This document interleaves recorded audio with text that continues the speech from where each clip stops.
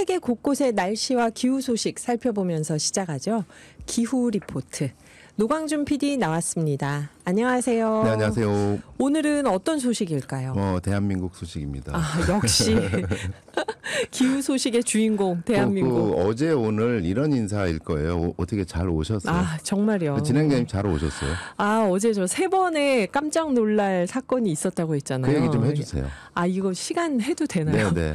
첫 번째는 사당역에서 7780을 탔는데 그게 의왕까지 오면서 얼어붙은 고속도로를 가니까 그 남태령 넘어야 되는 거잖아요. 그 남태령에서 반대편에서 올라오지 못하는 차량을 보고 아저씨가 겁을 먹어서 여기저기 전화를 돌리시는 거예요. 그런데 이 도로가 차들이 일직선으로 있어야 되는데 몇 개 차량이 옆으로 비틀어지면서 거기서 또 움직이지 못하고 굉장히 걱정하시더라고요. 혹시 사고가 날까 봐. 어제 오후에.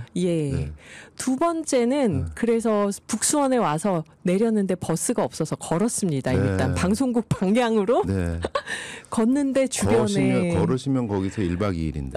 아니 보니까 2시간이길래 이제 모르겠다고 걷기 시작했는데 주변에 다리 불편하시거나 장애가 있는 분들이 이동 수단이 없으니까 택시가 안 오니까 빙판길을 걸으시는 거예요. 위험한데. 그때 정말 겁이 났고요. 마지막 세 번째는 수인분당선을 타러 무사히 왔습니다. 이제 수원역에서 수인분당선을 타는데 저만 그걸 타러 온 게 아니잖아요. 모든 사람들이 수원역에 모인 거예요. 수인분당선을 타려고. 그러니까 에스컬레이터부터 사람들이 너무 빽빽해서 야 이거 사고 난다고 서로 여기저기서 믿었던 지하철의 현실이 그랬네요. 사고 난다 이렇게 걱정을 하는데 전철을 타는 데서 딱 수원역 수인분당선에서 전철을 타는데 우리 중에 초등학생이 있었던 거예요. 이게 사람들이 빽빽하게 밀려서 타니까 이 친구가 어른들 사이에 낀 거예요. 소리를 질렀어요. 아이고. 답답합니다. 도와주세요. 아이고. 위험해요 하고 이 어린이가 소리를 지르니까 그게 어제 오후 수인분당선에서 실제로 있었던. 그러니까 주변에 어른들이 누르고 싶어서 누른 게 아니거든요. 뒤에서 밀리니까 누르는 건데 다들 겁을 먹은 거예요. 그때 여러 사고가 많았잖아요. 근데 거기서 어떤 어르신 한 분이 단호하게 못하게 막았어요. 사람들을. 뒤에 자리가 좀 있었는데도 사고 난다고 여기서부터 타지 말라고 소리를 지르셨어요. 근데 사람들이 몇 명이 다들 여태 기다렸으니까 이걸 타야 된단 오래 말이에요. 기다리니까 거기는. 몇 명이 탔는데 다행히 더 안 탔어요. 그 아이가 소리를 지르니까. 그래서 이제 자리 배치를 서로 안에서 비좁은데 어떻게든 아이한테 자리를 주려고 하면서 그 아이가 이제 무사히 막힌 상태에서도 어른들이 다들 신경을 썼어요. 그 아이 쪽으로는 안 가려고. 근데 그때 그 2, 3분 동안 이 아이에게 위험할 때 소리 지르라고 가르쳐준 분이 누군지 모르겠지만 진짜 고맙다 그 생각을 했죠. 그게 아니면 모르는 거잖아요. 큰일 날 뻔했어요. 이태원. 9호선이 아니라 수인분당선. 수인분당선. 아마도 보도는 안 됐겠지만 곳곳에서 오늘도 그런 일이. 자, 여기까지 어제의 상황이었고 제가 오늘 아침 상황부터 바통을 이어받도록 하겠습니다. 제목, 내 평생 한 번도 경험해보지 못한 눈폭탄 출근길이었다. 전 진짜 이랬습니다. 55세. 그동안 숱하게 많은 대설특보 뉴스를 보고 그 속에서 출근을 했건만 진짜 이런 날은 처음입니다. 오늘 아침 이런 날은 처음이니까 그러니까 그동안 경험치가 쌓였을 거 아니에요. 대설특보야? 그러면 이렇게 이 정도. 그렇죠. 이 정도로 이 정도 시간에 이 정도 방법으로 이렇게 하면 되겠다. 맞아요. 다 깨졌어요. 맞아요. 그 모든 사람들이 다 우왕좌왕. 맞아요. 다음엔 뭘까? 뭐 이런 상황입니다. 마치 재난 영화의 주인공이 된 듯한 얘기를 시간대별로 한번 기후일기를 이야기해 보겠습니다. 아마도 여러분의 이야기이고 많은 사람들이 공감하실 거고 밀라노님은 도대체 경기남부에서 무슨 일이 일어날까 이런 일이 일어났습니다. 재난 영화 보면 처음에 좀 기괴한 풍경이 나오잖아요. 재난이 시작되기 전에. 맞아요. 저는 어제 아침에 그걸 봤습니다. 우리 아파트 앞에 사진 한 장 띄워주세요. 보이는 라디오에. 시뻘건 단풍나무에 하얀 눈이 쌓이고 있었어요. 맞아요. 은행잎도 노란데 눈에 쌓여 있고. 이걸 보고 놀랐어요. 야, 단풍이 늦게 든 건가 눈이 일찍 온 건가. 사실 둘 다였죠. 둘 다였구나. 지구 열대화로 단풍도 늦게 들고 거기에 첫눈인데 대설이었다. 117년 관측 이래 가장 많은 수도권 적설량을 이미 어제 오후에 그러니까 진행자님이 탔던 수인 분당선에서 아이가 고함을 치르던 그때 수원의 적설량은 23.5cm였습니다. 버스, 광역버스 다 무력화, 자가용 다 무력화, 도보도 위험한 길이고 그래서 지하철은 지옥 처리되고 있었고 경기 남부 군포 지역 25.7cm를 넘어갔고요. 지금 제가 오기 전에 재봤는데 다시 기상청 데이터를 점검해 봤는데 어제 오늘 이틀간 38cm였습니다. 38cm요? 네. 이거는 117년 만에 처음이었다. 근데 눈은 계속 내리기 시작했습니다. 아침 8시 10분. 저는 평소보다 3시간 일찍 출발합니다. 12시 출근 9시 퇴근인데 그렇죠. 안 된다. 지금 나가야겠다. 근데 아파트 주차장을 빠져나오는데 주차장 입구에 이웃집 부부가 서 계십니다. 이 치과 의사 부부시거든요. 이분들은 차로 병원까지 한 15분 거리예요. 차 놓고 안 되겠다. 지하철로 가려고 걸어서 가려고 나서셨는데 걸어가는 게 엄두가 나지 않는다. 빙판길이니까. 그렇죠. 그래서 서 계셔서 제가 태워다 드렸습니다. 인심을 쓴다고. 선행. 네. 그런데 그 선행이 함께 고행하는 길이었습니다.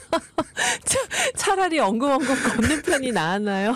저는 아파트 주차장에서 도로 나가면 되겠지 한 500m 되거든요. 저희 아파트 주차장에서 아파트 앞 도로까지 500m가 그렇게 긴 거리인 줄 몰랐어요. 그렇죠. 아침에 이거 눈 쓸 틈도 없었고. 엉금. 그나마 이제 소형차라서 그리고 전륜차니까 앞바퀴가 도니까 살살 갔거든요. 그래서 야 이제 도로다 하는데 제 앞에 후륜차가 뱅뱅뱅 돌고 있습니다. 뒷바퀴가 도는 이 고급차들이잖아요. BMW였습니다. 이 후륜차 정말 끌고 나오시면 안 되는 게 눈 올 때요. 근데 이분이 이럴 줄 알고 끌고 나오지 않았겠죠. 우린 강남처럼 오르막길도 아닌데 평지인데 나오셨는데 아파트 앞을 못 빠져나가시는 거예요. 후륜하면서. 그래서 후진 엑셀을 밟으시더라고요. 후진도 안 됩니다. 전진이 안 되면 후진도 안 되고 뺑글뺑글 돕니다. 그렇게 해서 길에다가 버리고 가시는 분들이 되게 많아요. 그렇게 해서 오도 가도 못하고 레카차도 안 오니까. 어제 남태령의 그 차들이 그런 차들이었구나. 그 차들 섞여 있고 오늘도 되게 많을 겁니다. 거기에 그대로 눈 쌓이거든요. 그래서 저는 안 되겠다 싶어가지고 살짝 위험을 무릅쓰고 살짝 지나쳐서 드디어 도로 위로 나갔습니다. 경험치상 도로는 그래도 제설이 되겠지. 맞아요. 제설이 되겠지. 그러나 도로 위는 난장판이었다. 오늘 아침에요. 아파트 앞 도로가 4차선 도로였건만 엉금 신호까지 겹치며 가다서다. 결국 내려드리고 걸어서 가시는 게 낫겠습니다. 하고 저희는 갔습니다. 왜냐하면 눈이 계속 오니까 제설 작업이 효과가 없어요. 그러니까 염화칼슘 제설제 환경에 좋다 안 좋다 하지만 어쨌든 뿌렸는데 눈 녹은 물이 강처럼 흐르는데 이게 밤사이 얼어붙고요. 거기에 눈이 또 내리면 이거 최악입니다. 이런 상황이 계속 반복이 되는 거였어요. 그래서 엉금엉금해서 좀 더 큰 도로로 나갑니다. 곳곳에 나무들이 부러져 있습니다. 저는 이 나무들의 마음 이해할 것 같은 게 저는 눈이 화학적으로 물이다라고 알고 있었거든요. 근데 어제부터 저는 생각을 바꿨어요. 눈은 돌입니다. 뭉쳐지면. 젖은 눈은 돌입니다. 왜냐하면 제 차에 쌓인 눈을 이렇게 치우는데 되잖아요. 안 치워져요. 트렁크도 안 열려요. 무거워서. 그래서 트렁크를 열고 손으로 낑낑대면서 해서 장비를 꺼내는데 꺼내자마자 저 손 다칠 뻔했어요. 아이고. 꽈당 하면서 넘어집니다. 천만다행이네요. 눈을 진짜. 치우는데 이게 왜 영화에서 눈 사태로 사람이 깔려서 하는가. 이걸 이해하겠어요. 이거 돌입니다. 이게 나무도 못 견디고요. 곳곳에서 그래서 지붕이 무너지는 겁니다. 그래서 골프 연습장 그물이 무너져서 제설 작업 그 밑에 하시던 분이 끔찍한 일이 당하셨잖아요. 평택이었죠. 제 아는 지인의 창고도 지붕이 손상되고 곳곳에 정말 나무가 부러져 있는데 4차로 지나가는데 20분 걸렸습니다. 네. 광교 신도시에서 네. 뒤엉켜 있고 참상도 거기다가 신호등에서 건너시는데 차마 그 길을 진짜 어르신이나 여성, 아이들이 건널 수가 없다. 네. 이런 길 사정이었습니다. 맞아요. 사회적으로 과제가 있는데요. 겨우겨우 그래서 1시간 이상 걸려가지고 도착했습니다. 네. 그랬는데 이제 회사는 조직이잖아요. 네. 경영 조직이잖아요.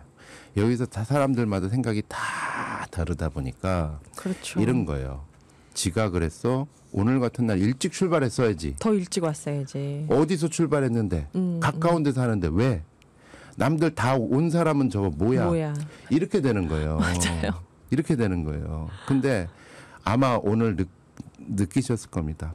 오늘 같은 날, 어제 같은 날 늦고 싶어서 늦는 사람이 어디 있습니까? 이게 정말 내가 한 모든 선택이 왜 이렇게 돼서 여기까지 온 거지? 그러니까 모든 선택지가 다 파괴된 거예요. 걸어서 오든 차로 오든 버스로 오든 네. 지하철로 오든 다 파괴되고 기존의 통념, 거리 개념 다 깨트리는 재난이 눈앞에 벌어지고 있기 때문에 그냥 이런 상황에서는 온 사람이 고맙다. 못 오거나 늦게 온 사람도 이유가 있겠지. 이런 생각을 하고 있었는데 청취자 문자 중에 이런 문자가 들어옵니다. 저 생수 배달 기사인데 오늘 같은 날 생수 배달 시키지 마세요. 못 갑니다. 아하. 그러네요. 진짜. 생수 배달뿐이겠습니까? 모든 배달이 목숨을 걸고 가는. 그러니까 이렇게 눈 많이 오는 날들은 배달 음식도 참 자제해야 될 것 같아요.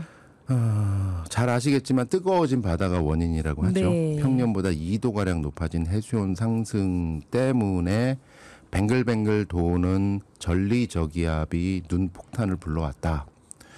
바다가 한번 뜨거워지면 쉽게 식혀지지 않는다 그래요. 이르면 내년 여름까지도 고수온이 계속된다. 그 말은 올겨울에 이런 눈폭탄이 또 여러 번 반복될 가능성이 있다. 이때 염화칼슘 어디 있어? 그 진행자님 여러 말에서 말씀하셨지만 민원 전화 넣고 염화칼슘 찾는 것만으로 해결이 될 것인가? 그렇죠. 이게. 그리고 삽으로 하는 물리적 제설 작업도 굉장히 사실은 위험합니다. 위에서 뭐가 퍽삭퍽삭 갈 수도 있는 거예요. 모르니까. 눈이 멈추지 않은 이상에는 굉장히 효과가 드뭅니다. 저는 오동진 선생님 말씀이 떠올라요. 그 머릿속에서 오동진 선생님이 아유 이거 오늘의 기후가 책임져야 돼 이 상황. 맨날 오시면 오늘의 기후 이거 어떻게 할 거야? 이거 어떻게 할 거야? 라는 목소리가 막 울리는 거예요. 저라면 오동진 선생님이 그런 질문을 하신다면 전 두 가지 말씀드릴 겁니다. 하나는 온 국민이 가장 쉽게 할 수 있는 거 투표를 제대로 한다. 대통령님부터 국회의원, 시장, 군수, 도의원, 시의원 뽑을 때 기후 대응에 조금이라도 진심인 후보를 뽑으려 노력을 하겠다. 저는 그렇게 할 겁니다.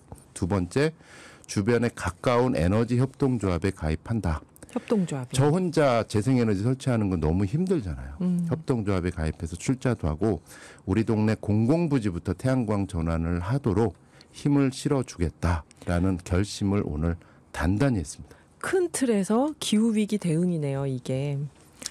그래요. 오늘 PD님 말씀 들으면서 예전에 저희 프로그램에 나왔던 강신호 선생님도 수원으로 오려고 이 정도 눈이면 갈 수 있지 뭐 출발했다가 아주 재난 영화를 찍었다고 그런 얘기 올리셨더라고요. 참고로 다음 출연자님들은 이미 1시간 전에 오셔서 대기하고 계십니다.